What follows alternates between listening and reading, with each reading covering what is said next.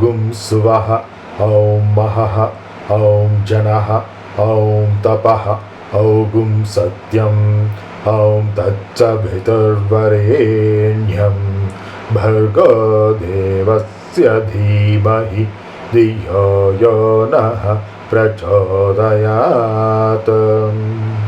Aum Apajyotirasomrutam Brahma Bhurbhuvasubharom.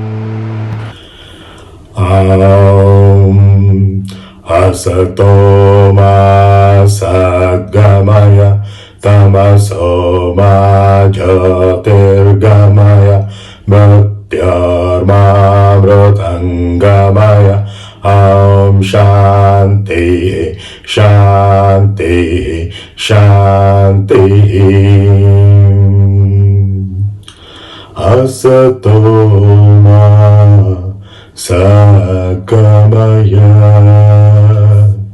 Tamasoma Jyotirgamaya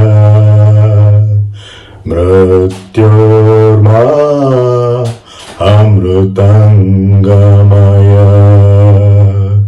Aum Shanti Shanti Shanti.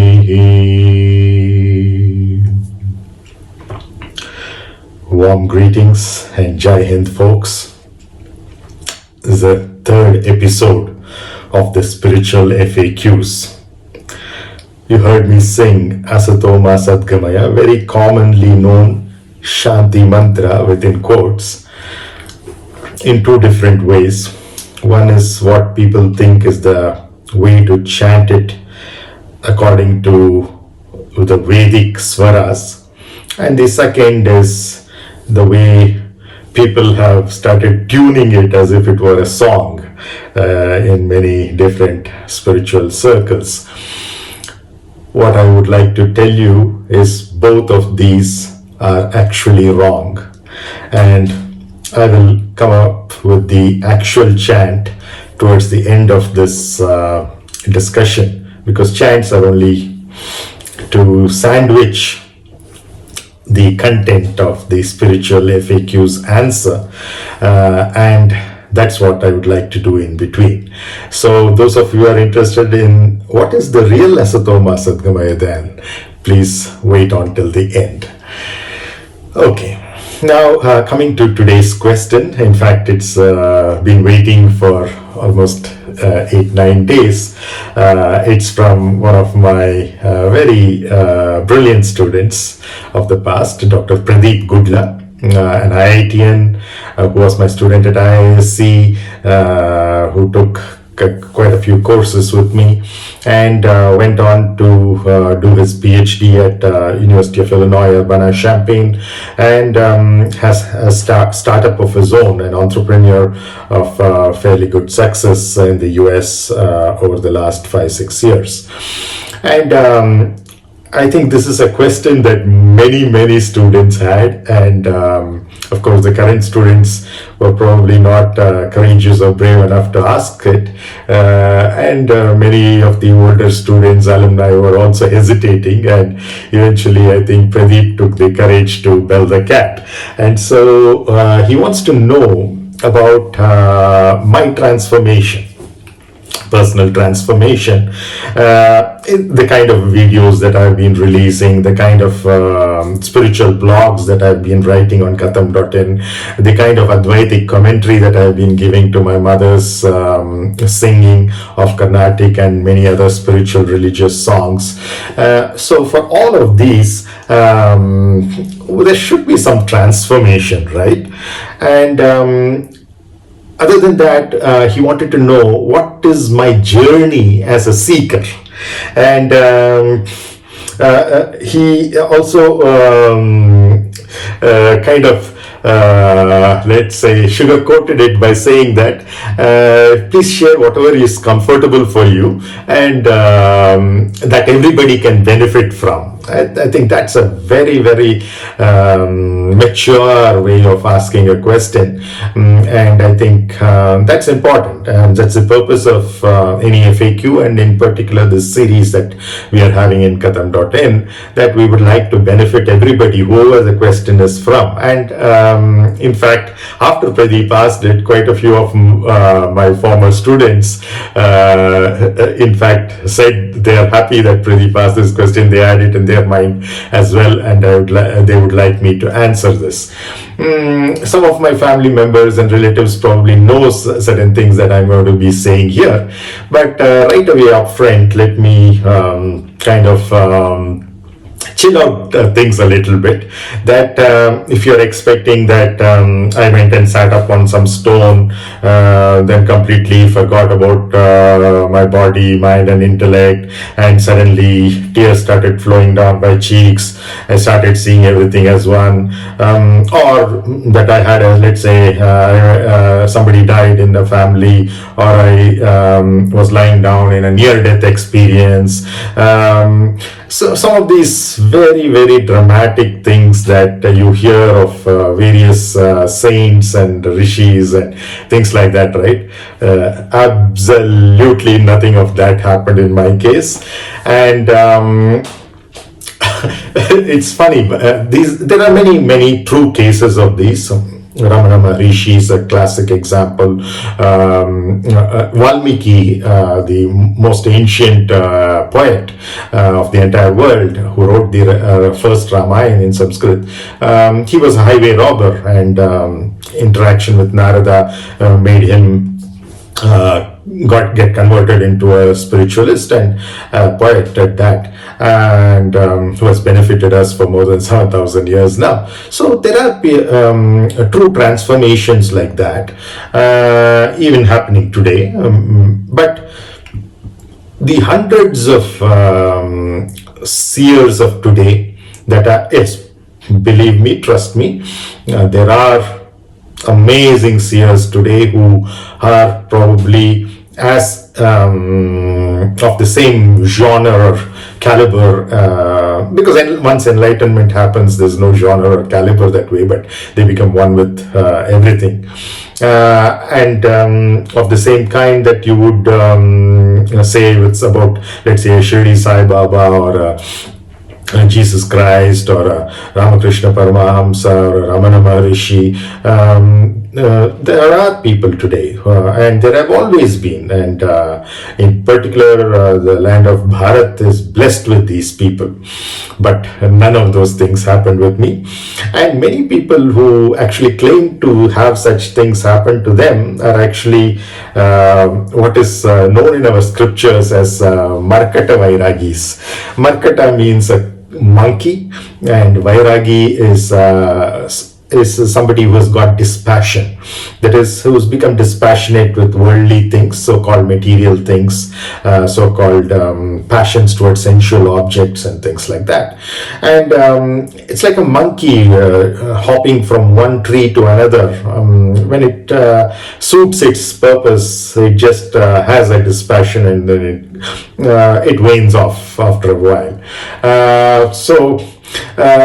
Fortunately for me, no such dramatic events have happened in my life, but this is something, the spiritual nature of me that has grown with me throughout my life. If I remember the 51 years, whatever I can remember of it, I know each day, each moment, in fact, has been spiritually much more evolutionary in nature, so much more blissful and ecstatic in nature compared to the previous moments. And that's a growth that's kept me moving in this direction. So that's why this whatever mantra I recited in the beginning, it's actually not a mantra, it's basically an invocatory process, what we call as an elevating invocation. It's in fact a purificatory elevating invocation. That's why it's called pavamāna, abhyāroha. Abhyāroha, you know, arohanam, avarohanam, we talk about in Carnatic music as well. So this is essentially like that, abhyāroha of the pavamāna. It's a purificatory and elevating invocation invocation. What it does is it doesn't set you a goal. It sets you only the direction. And that's very, very important. Processes are far more important than goals and objectives. Unfortunately, our Western education has taught us to be in quite a different path, but the Indian knowledge systems and wisdom always told us that all that is important is know the direction in which you're going. Then you can do it at your own pace, whatever you are currently your best performance, whatever it is, you can do it at that speed and that kind of a way. So that's essentially what we are trying to do, is to set the direction from asat to sat. That is, from the lower truths to the higher truths. It's not from untruth to truth, as most people tend to misunderstand this. Everything is a truth, by the way. There are different levels of genres of truth. There's nothing as a false or a lie. It's a lower kind of a truth. And then you go to a higher and higher kind of a truth. It's like climbing a ladder.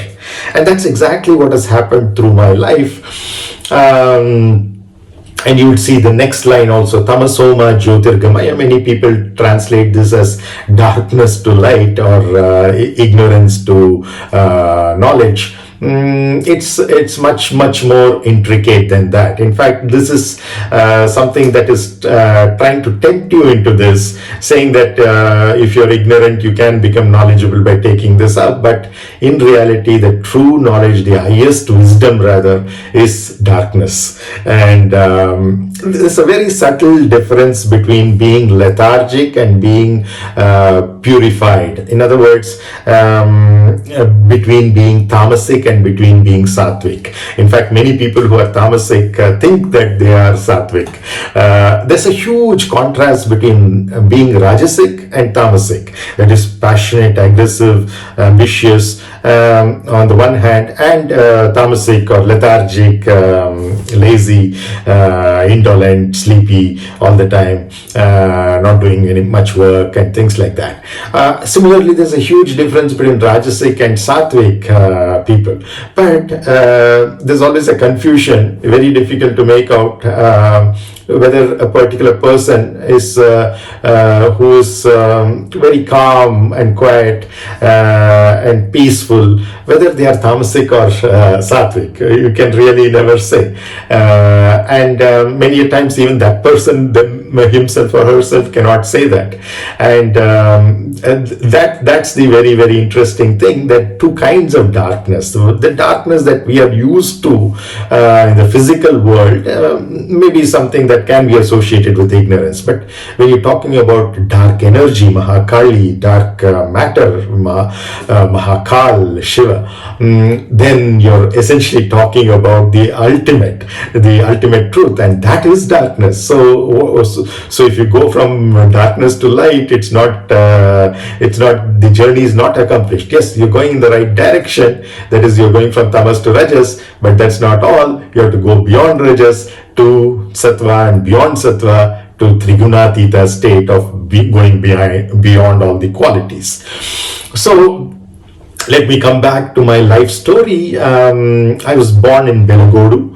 I'll try to keep the story short because these videos in this particular series are expected to be small. But there are certain aspects that I need to convey, otherwise the so-called transformation that you're looking for, or my journey as a seeker, which is more appropriate, will become a little difficult to understand.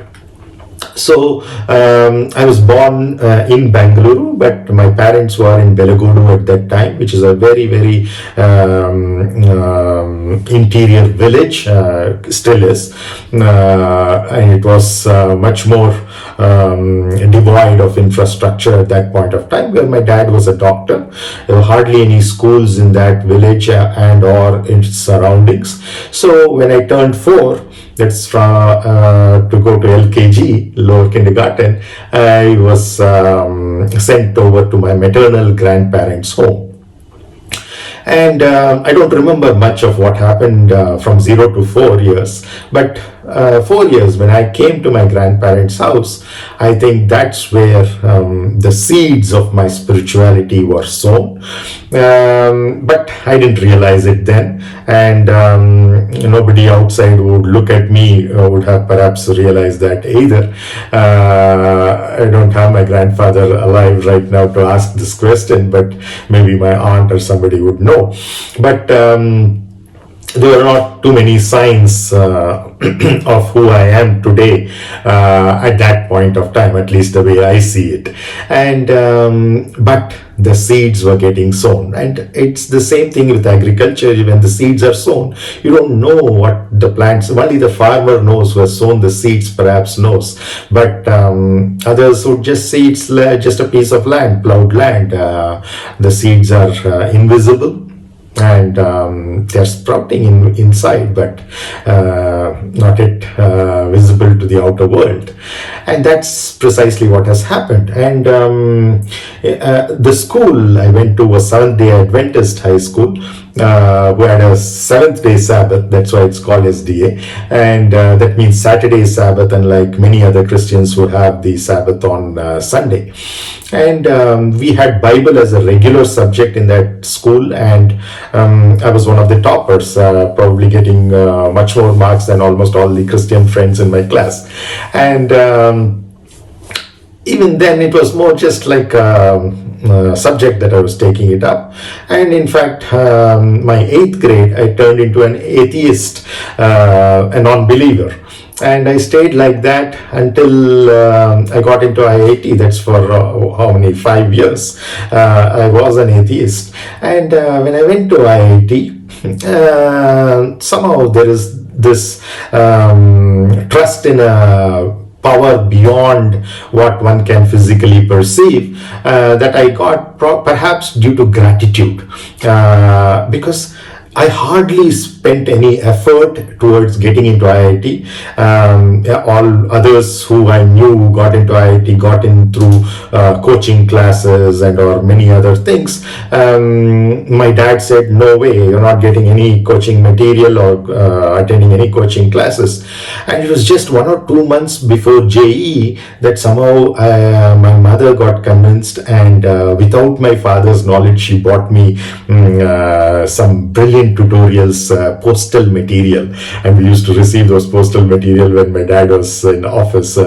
He had got his promotions by then, and so that's how probably I thought, with hardly any effort that I had put in, I could get into one of the top schools in India, IIT Madras. Today it is in fact ranked number 1, and that probably filled me with a sense of gratitude, and gratitude for without my conscious effort something is happening, and maybe there is something over there. But then, even then, it was more like other people who are always thinking of a God up there, a God in the temple, a God in your puja room, but never the God who is omnipresent, because the true nature of God is omnipresence, omnipotence, omniscience, and eternity. It ought to be everywhere, ought to be all-powerful, ought to be all-knowing, and ought to be present at all times. No beginning, no end. So is there something really like that?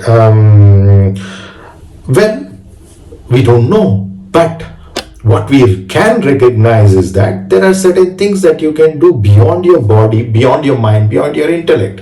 So obviously there is something of a life energy that you play with day in and day out, and that's not something that is the physical energy or the emotional energy or the intellectual energy, but it's the life energy that's all around us and within us as well. And once it's there and here, and because it's omnipresent, it has to be there here as well if it's there. And if it is here, why would you want to go and access it there at the puja room or the temple or the let's say any religious place for that matter, or beyond death at some heaven or Jannat or whatever you call it, Vaikunta, Kailasha, whatever. Those are at a different time and at a different space, which is not accessible to us. Of course, it ought to be there as well, if it is omnipresent, if at all those places exist. But what we know is this exists. And if this exists, that omnipresent entity ought to be here, and I am that. And that's precisely what our Vedas teach. And I was never exposed to these Vedas even by my own grandfather. He was more into the stories of saints, the various temples and gods and temple worship and worship at home, elaborate rituals, all these things, wonderful things. He used to do yoga, more of hatha yoga, and all that was impressive. But the deeper spirituality of knowing that we are that God, I am God, you are God, we are God, that never occurred to me even then. Even when I stopped being an atheist and went into that path, then IIT finished, IISc happened for my master's, and then PhD at Georgia Tech. Now, if at all you're looking for a turning point, a transformation, it was that. In 1992, when I went to Atlanta, and just like any other early 20 kid, I was just exploring social relationships, and saw that there are two organizations on campus which have an Indian inclination. One is the India Club, and the other is the Hindu Students' Council. And I went to both, and somehow I slowly stopped going to the India Club because not my kind of thing. Didn't enjoy it much over there. They had their own great things. I have participated in some of their activities as well, but I got drawn more and more into the Hindu Students' Council. And one of the peculiar things that I noticed was, from all those people who I had met, I always heard that the second generation Indians in the US, or for that matter any foreign country, who are called as American born confused desis in US, ABCD, American born confused desi, these very kids who are there in the Hindu Students' Council had far more intricate knowledge of our scriptures, of our art forms they were practicing. Many of them were Bharatanatyam dancers, Carnatic singers, various other things that they were doing. I was amazed.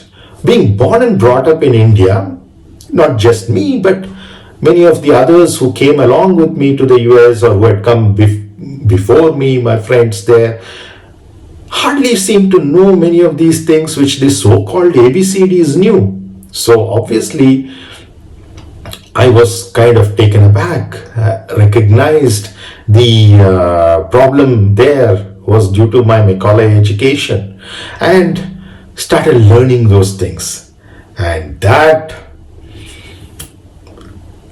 whatever the seeds my grandpa had sown 20 years ago, 15 to 20 years ago, now started germinating, sprouting, and became trees very, very soon.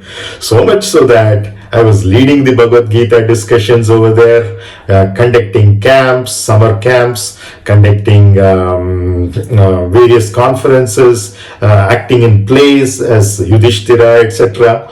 And amazing fundraising activities for the Kashmiri refugees. Now that the film The Kashmir Files has come, had some really first-hand personal tragic stories of Kashmiri Pandits who had been kicked out of Kashmir, living in refugee camps, and later some of them, fortunately, due to the kind of funding they received from donors, could come to the US. And they were talking about their brethren who are still suffering in those obnoxious camps that had been set up in Delhi and other places, hardly place for human beings to live.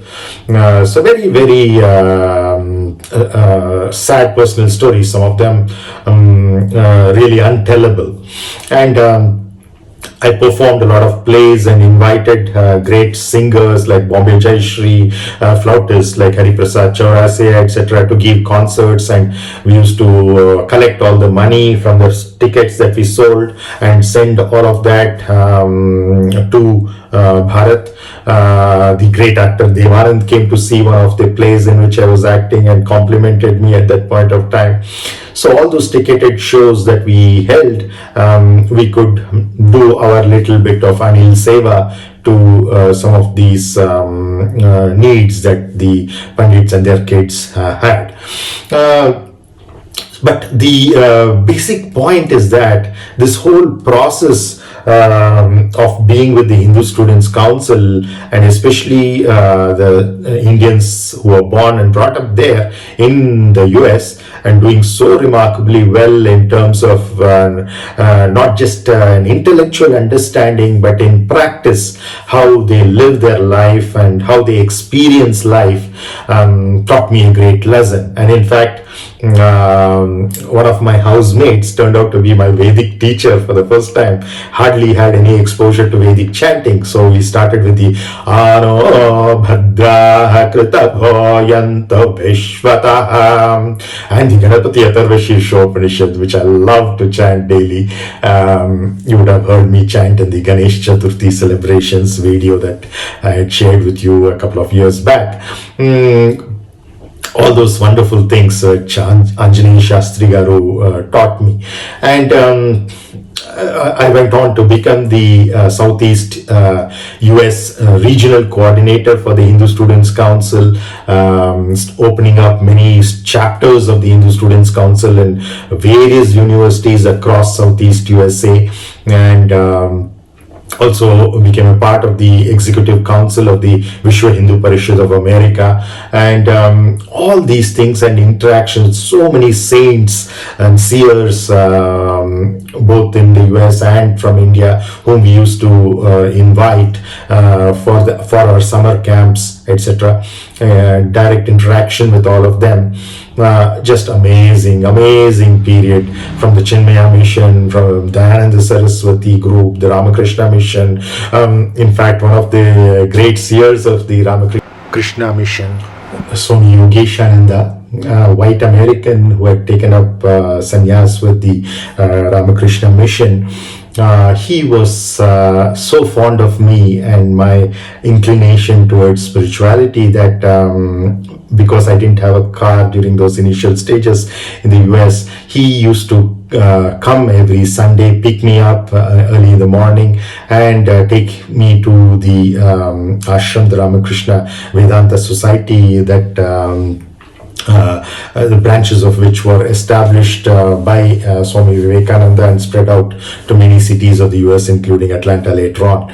And we used to engage in so many deep spiritual discussions of Advaitic treatises, and he used to make me give talks to the various visitors to the ashram at that point of time, and bring me back by Sunday night for my Monday engagements with Georgia Tech. Now that kind of camaraderie with monks extended to one of the greatest amongst them, Sadguru Shivā Subramanya Swami of the Hinduism Today group, who is a towering personality, both figuratively and literally, almost 6.5, 7 feet if I remember right, a white American, who as a child had escaped on a ship to India, and then crossed over to Sri Lanka and met a great yogi rishi over there, learnt the various scriptures, and also took up sannyas, and was then sent back to the US to spread this wisdom amongst Americans in particular and the West in general, and to set up his ashram in the Kauai, a beautiful volcanic island in the Hawaii. And visiting them over there, I was completely mesmerized, not only by the natural beauty, but by the inner spiritual strength of these monks, who were so dedicated. And they brought up the Hindu encyclopedia also, as many of you would know. And he was one of the three who represented Hinduism at the centenary celebrations of Swami Vivekananda's address. The World Parliament of Religions in 1893 happened in Chicago, same place in Chicago. They held the 1993 event. And when Swami Chinmayananda attained Mahasamadhi, because they recognized that Hinduism could not be represented by one single person, so they got Swami Chidananda, Swami Chinmayananda, and Mata Amritanandamayi. And when Swami Chinmayananda attained Mahasamadhi in the US just a few days prior to this event, Sadguru Shivaya Subramanya Swami was roped in. So he's of that caliber, same as Swami Chidananda or Mata Amritanandamayi. And he was just fantastic. And during his training of me as a brahmachari, he asked me a few questions, and all these tests that he used to do. Eventually he recognized one day, he told me that I am more inclined to, at that point of time, I was more inclined towards what he called a smarta system rather than Shaiva Siddhanta, which is what the lineage that he belonged to. And so he suggested, based on my own disclosures, that I better approach the same lineages with which my grandpa had taken up sannyas by that time after my grandmother's demise, and who had lived in Divine Life Society ashram in Rishikesh in the Himalayas for a few years before being assigned as the chief administrator of the Swami Shivananda Centenary Charitable Hospital, which was founded in the birthplace of Swami Shivananda, who was himself a medical doctor who gave up his roaring medical practice and came over to take up sannyas in Rishikesh. That particular rural village, similar to Belogodu, Pathamadai, hardly had any hospitals. In fact, even the surrounding villages didn't have any medical access. And so great service was rendered by my grandpa over there. And he had already become from Arcot Pashupati Venkatachalapati to Swami Saravana Bhavananda. And I always jokingly say, he who was Arcot Pashupati's son, in other words, Shiva's son, our own nothingness is what he was born out of. And he was Venkatachalapati, is another epithet for Vishnu, our own everythingness. So born out of our own nothingness was our own everythingness, who took up sannyas as Swami Saravana Bhavananda, which is the son of, or born out of nothingness again. And when he took Mahasamadhi eventually in 2010, he became one with everything. So it's a journey from nothingness to everythingness to being born of nothingness to oneness eventually. Show that 0, 1 and infinity that we play around with as one divided by the other, resulting in the third entity. And essentially there is an exchange of information that is happening over there. So when we talk of transformation, we have to recognize what we are currently. If we recognize already that we are ourselves, there is no transformation that is possible.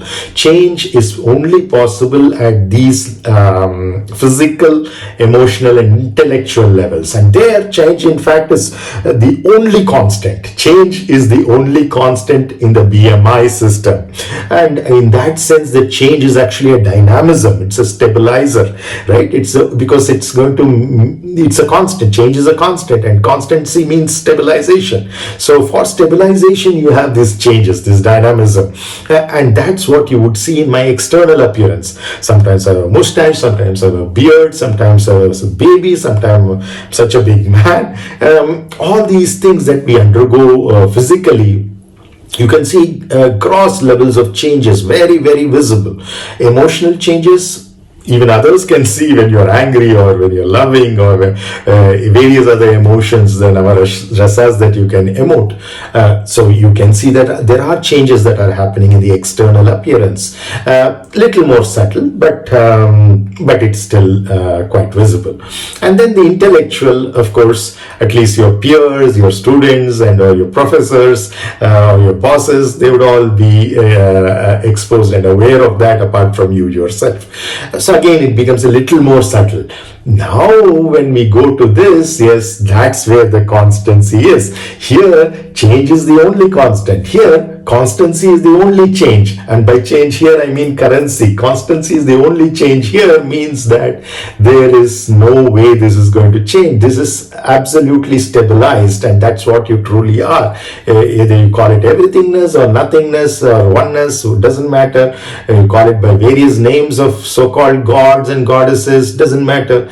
But this is its energy. This is the goddess and this is the god that you are. Your energy is your god, the life energy that you have accessed, various forms of devis that you are, and yourself is, or ourself is more appropriate, as I said last time, is the one which is the Brahman. And that's the true teaching of all of our Vedas. Aham Brahmasmi eventually. But we start off by saying Prajnanam Brahma, then Tattvamasi, I am Atma Brahma, Aham Brahmasmi, and so on. So coming back to my life story, because that was a question, and I'm juxtaposing these things for the benefit of others as well, sadhaks, especially in the way they are seeking, okay? Because as I said, change or dynamism is the only constant stabilizer in my external appearances, as you can very easily see, driven by, of course, the Shakti. In other words, these are the only things which change, and this is the only thing which doesn't change. And the link between these two is the Shakti or the Devi. So this is the one, energy transformation. Even in physical sciences, energy transforms from heat energy to electric energy to light energy, and so many different forms of energies, nuclear energy, etc. It can transform, right? So similarly, this energy holds the key to the transformation of this BMI to better understand the self. But this is the one which is the stabilizing parameter for this as well. So in other words, the prāṇā or life or breath or Hanuman as we call it, or Shakti, the energy, the Devi, this becomes the link between these two and takes care of what changes continuously, what transforms continuously, what is considered as the journey of the seeker, which was the question all about. That's not the story of this. This is a very, very boring story. It alone is, it alone was, it alone will be there.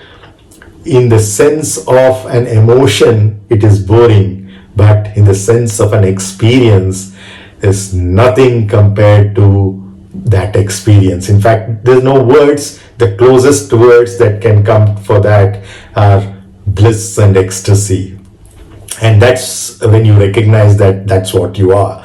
And the fact that you recognize that, in fact, all of us have gone through it for fleeting moments, maybe unconsciously, maybe subconsciously, but to maintain it consciously for a little longer is what is the purpose of this whole journey. Asatoma asatgamaya tamasoma jyotirgamaya mrityorma amritangamaya.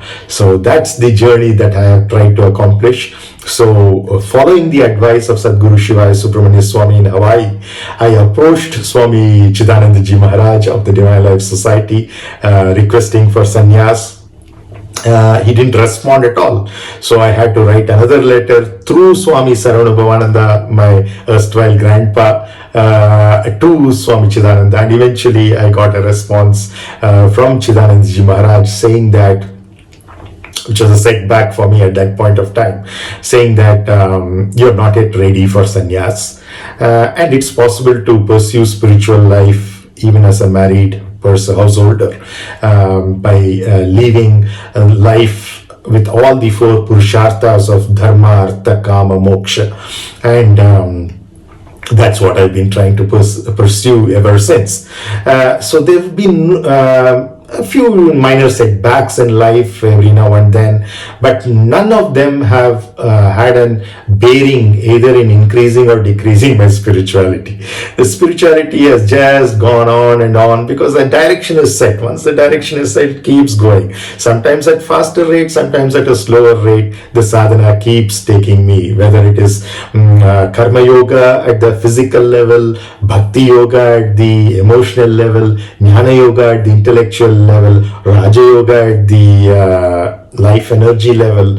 All of these together are happening as a Sankhya yoga, an integral yoga within me. Every moment of life, I don't meditate at any given particular point of time for a certain duration. My whole life is a meditation because I live in such a conscious way that nothing happens accidentally out of or habitually and things like that. So that's essentially what people are seeing today, and the reason why it's probably more visible today is during the COVID period.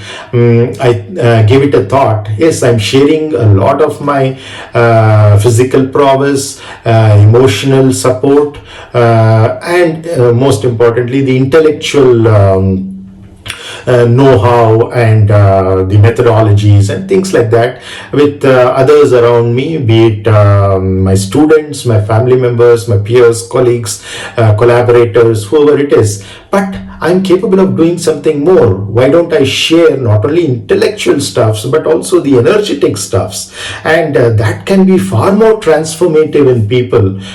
Not that I'm going to give up these things. Intellectual sharing continues with the students and with former students, collaborators, the industrial partners, etc. But to jump up and try to effect a change at an even deeper level so that this can be even more prominent, and more importantly they'll be able to recognize who they really are, which thankfully many points of time that recognition is there in many of us, and I can't say I am recognizing that because the I no longer remains at that point of time. So if I say I am enlightened or I am recognizing these conscious understanding of who we are, then it doesn't make sense. The language is unfit for it. It's just through silence or mauna that I can convey a fact that a particular person or a physical entity with certain emotional, intellectual apparatus to it and an energetic apparatus to it is recognizing that it's none of these and is recognizing what it really is. Because then the ahamkara or the I-ness vanishes, and it would be kind of let's say an idiosyncrasy to say I am enlightened, but the experience is one and the same. So that's essentially if that answers your question, Pradeep. You have unique ways of putting these questions, and I'm so happy you asked it. You probably got the courage to build the cat, as I said earlier, and thanks so much for your question. I really enjoyed it. So if you want a takeaway, it's just that the energy, the Devi, the Shakti that we have, our prāṇā that we have, which we can which in its let's say in lower form is just a vata. That vata of the air and space-time is what is can be transformed into prana, and that energy is the key link between the BMI on the one hand and our self on the other hand, and it's that energy which transforms the BMI and conforms ourself. So this energy, our life energy, our prana, transforms our BMI to more and more sattvic and eventually trigunatita states, and it conforms the what we call as Brahman or Atman or ourself in this whole game of conformal mapping. So it's all about mapping, and there's a level of perception that I have which is going on, enhancing day by day, moment by moment, and this is something that I'll enjoy sharing. And many times as I'm sharing, the profoundness of this whole experience further enhances, and sometimes when I watch my own videos, I'm kind of surprised. Oh my God, where did this come from? Because I think it's a knowledge that needs to reach you, Pradeep, and all the other viewers who are watching this. I'm just a medium through which that flows over to you. It's none of this wisdom is mine. It's just that of the universe. It belongs to you, me, everybody. And at different points in time, it flows through different people for the benefit of whoever is in a ready state to absorb that. So they have to be a pre-preg to be cured in an autoclave in order to get ready for the real spiritual life. So I'm so happy at in answering these questions. You told me share only what you're comfortable with. Is absolutely nothing that I'm uncomfortable with, because my life is an open book. It's I believe in transparency, and if anybody and everybody can learn out of my life, why not share everything that needs to be shared, so that people can. And see, there's nothing that we can copy from each other, or even from the great saints. There can be one and only one Ramakrishna. There can be one and only one Ramana Maharishi. There can be only one and one Swami Shivananda. There can be one and only one Swami Sadguru Shivaya Subramanya Swami, etc. Chinmayananda, whoever you take for that matter. Amritanandamayi, Gurudev Shri Shri Ravi Shankar, or Sadguru Jaggi Vasudev. They all, each one has a path based on their initial conditions. I have a path based on my initial conditions, current conditions rather, and you have your path based on that. As long as you know which direction to go, that's what is important. I promised that I would share the correct way of incorporating this. This actually comes in the Brihadāranyaka Upanishad, and in fact all the Shanti mantras, whether it is Purnamada or let's say or Bhadram Karnebi, the many Shanti mantras, all of which come at the beginning and end of Upanishad, especially the major Upanishads. But Asatoma Sadgamaya doesn't. It still comes in Upanishad, Brihadāranyaka Upanishad, the biggest and so-called greatest amongst them, on which Adi Shankara has written a commentary, and therefore it's one of the major principal Upanishads. But it doesn't come either at the beginning or end of that. In fact, it comes in the first adhyaya, in the third Brahmana over there, as the 28th mantra. So 1.3.28 is what is the reference in the Brihadāranyaka Upanishad, which itself was the yajñavalkyā school of śukla yajurvédā, in which the Brihadāranyaka Upanishad is there. Wonderful Upanishad. It is one which gives the names of the 7 rishis, the Sapta rishis, for the first time. It's very interestingly both an Aranyaka and Upanishad. Usually there's a classification saying Aranyakas are different and the Upanishads are different. Aranyaka is more like a Vanaprastha stage, the third stage after Brahmacharya and Grihasthashrama, and Upanishads are more for sannyas kind of a thing. But truly speaking, they're all for everybody, and that beauty is seen in the Brihadāranyaka Upanishad, which is both an Aranyaka and an Upanishad. And in 1.3.28, you see how beautifully the Asatoma Sadgamaya is embedded. All the 3 lines of it are embedded. So there is no Om before it, or whether you call it Om or Aum, there's nothing like that before it, nor is there a Aum Shanti Shanti Shanti after that. So it's not even a Shanti mantra. As I said, it's a pavamāna invocation. That is, it's a purificatory and elevating invocation that is so beautiful. I mean, I'm not trained in this. I'm forgive me for my pronunciation, but I'll try my best. So 1.3.28, brihadāranyaka Upanishad. Atātah pavamānānāmevābhyāroha savai khalu prastota samha prastauti sayatra prastoyatadetani japeta satoma sadgamaya tamasoma jyotirgamaya pratyamamrutangamayeti sa yada satoma sadgamayeti mrutyurva asat sadamrutam mrutyamamrutam gamayamrutam ma kurvit yevai tada tamasoma jyotirgamayeti mrutyurvaitamo jyotiramrutam mrutyamamrutam gamayamrutam ma kurvityevai tadaha mrutyamamrutam